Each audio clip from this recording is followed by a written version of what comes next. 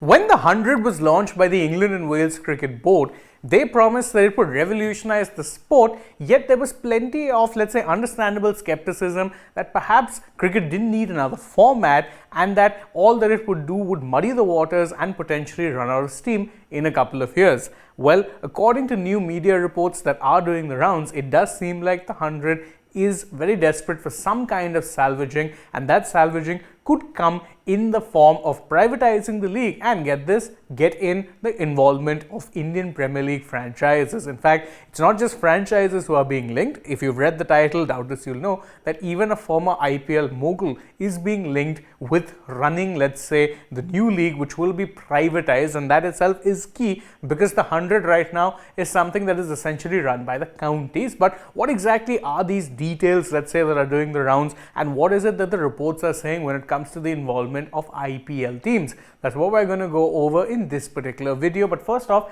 let's look at how the story is going. Now, the first thing is that the ECB is looking to privatize the league. By privatization, basically means that they're looking to get in outside investment, not just let the counties run the thing as it is now. And in fact, what's even better is that the majority of counties are reportedly on board. If the ECB are to pass some sort of a resolution like this, they need, let's say, the approval of 12 counties as things stand. Right now, reports are suggesting that they have the approval of 10 of those counties, which means get another couple of them on board, and this is something that can be passed through very easily. What's even better is that there is plenty of interest from English broadcaster Sky Sports in a project like this, because there are reports suggesting that if this in fact does go through, there is a $200 million per year television deal on the table waiting for this new revamped version of the 100. That is the really interesting part. But what's even more interesting is who are the people allegedly being linked with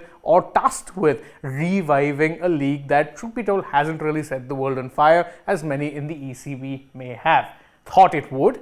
One of them is Lalit Modi, of course, the man whose brainchild was the IPL, something that has become a behemoth and the gold standard when it comes to franchise-based leagues in the world of cricket. He's being linked with potentially running or at least having some sort of a say in what the new league would look like. And another name that has cropped up, which is of course familiar to a lot of Indian fans, is N. Srinivasan. Now, why has Srinivasan's name come about? Well, it's simple. Srinivasan owns India Cements, the company that owns the Chennai Super Kings, and therefore by extension all of the Super King franchises that are now existing around the world. There's Texas Super Kings in MLC, there's the Joburg Super Kings in SA20. So Srinivasan is another name who's reportedly keen to get in on the action. But it's not just him. Multiple IPL teams are keen to invest if the opportunity so arises. And you've heard reports previously that the Rajasthan Royals wanted to buy off a whole county, and other teams, including the Kolkata Knight Riders and Mumbai Indians, would be open to further, let's say, branching out and investing if this becomes a reality. But why exactly is this becoming a reality? Why is it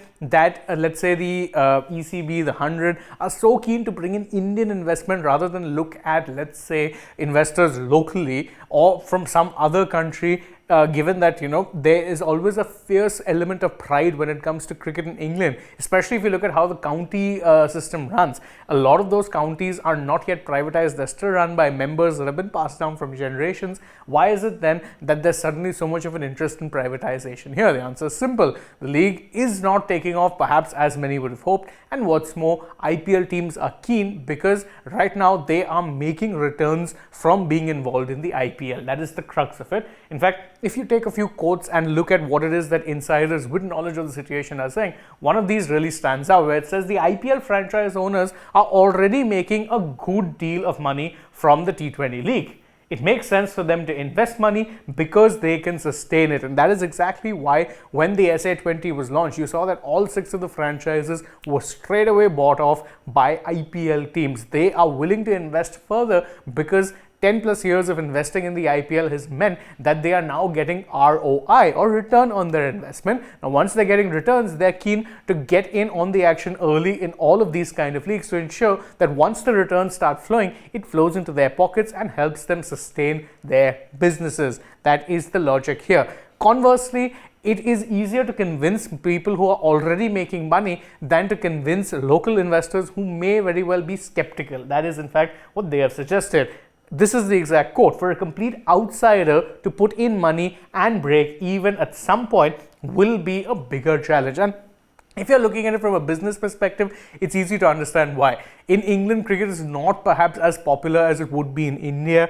In India, you've already seen multiple team owners start to make money back from the IPL, which is why they're investing outside and elsewhere in the world of cricket. So they already have an incentive. In England, though, there's perhaps less of an incentive given that you're competing with sports like football, rugby, tennis, Formula One as well. England are very much a sporting nation, not just a cricket nation, which is why perhaps they're so keen to ensure that the 100 too, in many ways, goes the way of the SA20 or the ILT20 or MLC. A lot of these leagues which have a lot of IPL investment. Even the Caribbean Premier League to an extent, because you have a Trinbago Knight Riders as well as a Pal Royals in that league too. So there's plenty of Indian investment that's already being seen in the T20 cricket circuit. 100 could very well be heading the same way. Of course, it is worth noting that all of this is speculation at this point in time, but there is no smoke without fire, and there's been enough indications that even traditional old England